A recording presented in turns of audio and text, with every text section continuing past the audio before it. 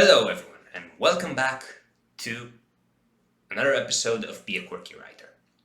Now last time someone mentioned that there is a thin line between aseptic and minimalistic, so I decided to embellish the place with a painting. As you can probably see, that is a pen. The pen in this case represents the author, and the books that are placed like a stairway, they represent the path towards success, I guess? Yeah, I'm gonna be honest with you. I don't know anything about art. Don't take my word for it. I'm not an expert, so yeah, it's just a painting. It looks good, pretty, a bit of color, whatever. That's it. Now, today, as you probably seen from the title, we are going to be speaking about inspiration. And obviously, the title is in caps lock because of clickbait reasons, or so I'm told. First, however, a word from our sponsor. What's that? No. Okay, apparently we do not have a sponsor for this video, as we are not even mildly famous. Also, I was not speaking to my manager, I was just speaking to myself in my room. Please send help. Anyway, back to the video. Now, inspiration. The myth. What is inspiration? Let's try to give it a description, a quirky description. Inspiration may be that ecstatic moment, right? That sensation, probably that fleeting sensation that you get when you are writing something. And you are enthralled, you are enraptured, you are whatever other word you may think of. You are encapsulated in time because nothing outside of your world, of your work and of your writing exists. You are there, you are in the moment. Everything is going wonderfully. You go super sane on that piece of paper and your power level, your writing level is over 9,000. That's how good it is. But that's not always the case, right? And here comes the myth. There are those writers that from time to time say, well, I can't write, I'm not inspired. Well, in my opinion, it's not about that much as inspiration as it is about circumstances. So there are times, I will agree with that, that you feel the story, you feel what you are writing is good, and you have that inspiration, let's call it, to write. But what happens when there is no inspiration? What happens when you are not feeling that ecstatic sensation? Well, then you just do the work. You write, and you write some more. That is the hard part. That is the grind. That is the real work behind writing.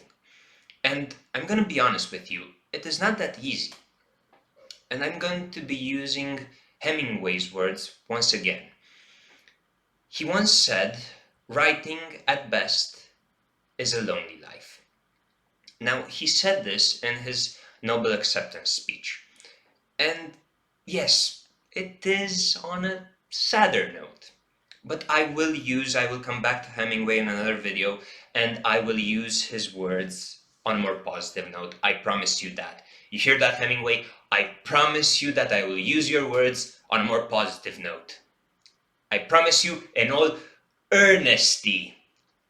Please send professional help. However, joking aside, he said this, but it gives the idea that writing is has a more personal dimension to it. V.S. Naipaul, Naipaul, said mostly the same thing. In a personal account of his, he says that writing for him started as a private matter. So again, this dimension of something that you do for yourself and then you share it with others, right? So there are these two dimensions, right? Inspiration and the hard, long, personal work that you do towards writing. So where does that leave us? Well, that leaves us with the actual workload. That leaves us with the fact that to write, you just have to sit there, not search for inspiration from a higher place, not search for that fleeting moment, that transcendental truth or whatever. No, you just have to write. If you recall, Stephen King writes something about like 2,000 words a day, which is a lot. And everyone has their own personal measures. For instance, I don't know, write a page, write a paragraph, write 3 paragraphs, whatever. That's not important. The important thing is that you actually have to start writing. And this is something that most writers say. It's if you want, I'll even make a video and see and review a couple of them. But for now, what I want to leave you is this. You just have to write. It's just that, like, I don't know, like Shia LaBeouf said, just do it. Just do it. And yes, it is not easy.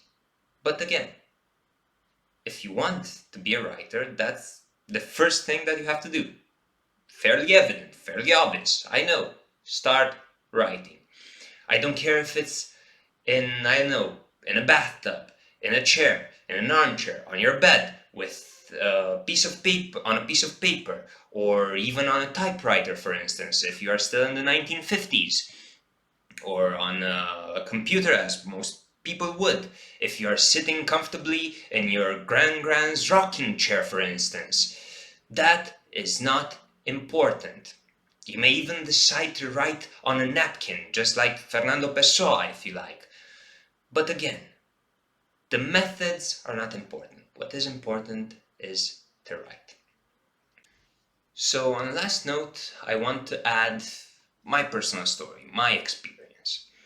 Now, I consider that I have been writing for the past 10 years or so. And it's not been that easy. While it is true that I did manage to publish a couple of short stories and poems in minor anthologies, and just recently I did succeed in publishing a book, which doesn't have that much of a distribution, so keep that in mind. But yeah, slowly, very slowly, I did manage to get somewhere. It's not that much, but again, it's something. It's honest work. But there is, and there was, a lot of work involved. So that's what writing is. The grind, right? Just as I said before. Slowly and steadily. I will not promise you that by writing and putting in the effort, you will actually get somewhere.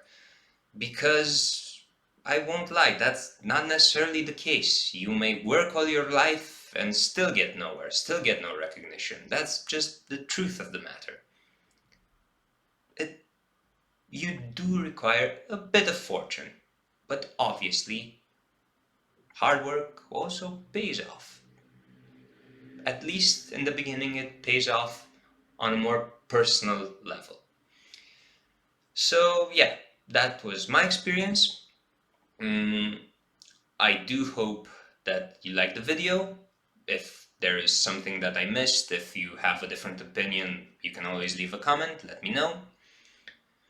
Don't forget to breathe, don't forget to smile, those are important things. Until next time, have a nice one.